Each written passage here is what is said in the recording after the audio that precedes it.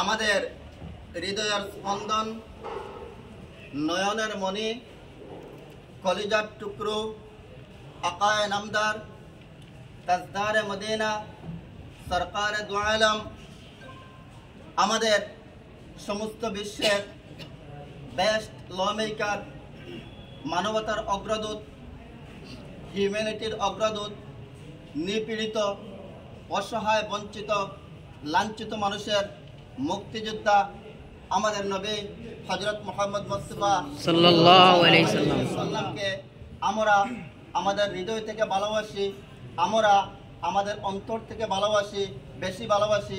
আমরা আমাদের ছেলে সন্তান সন্ততি থেকেও ভালোবাসি, আমরা আমাদের পিতামাতা থেকেও ভালোবাসি আমাদের নবী আকায়ে নামদার হযরত মুহাম্মদ মুস্তাফা সাল্লাল্লাহু আলাইহি সাল্লাম।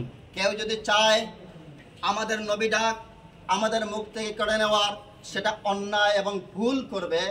তাই এটা একটা গণতান্ত্রিক দেশ, একটা ধর্মনিরপেক্ষ দেশ, ধর্মকর্ম ধর্মচারণ করার অধিকার রয়েছে। তাই এই চেষ্টা, এই প্রচেষ্টা, এই কৌশল, এই প্রয়াস যাতে কেউ না করে আমাদের মুখ থেকে আমাদের নবী এই কুল কায়নাত, সাত আসমান এবং সাত জমিন, যার জন্য মহান রব মহান স্রষ্টা সৃষ্টি করেছেন, তার নাম আমাদের মুখ থেকে কেড়ে নেওয়ার চেষ্টা যাতে কেউ না করে।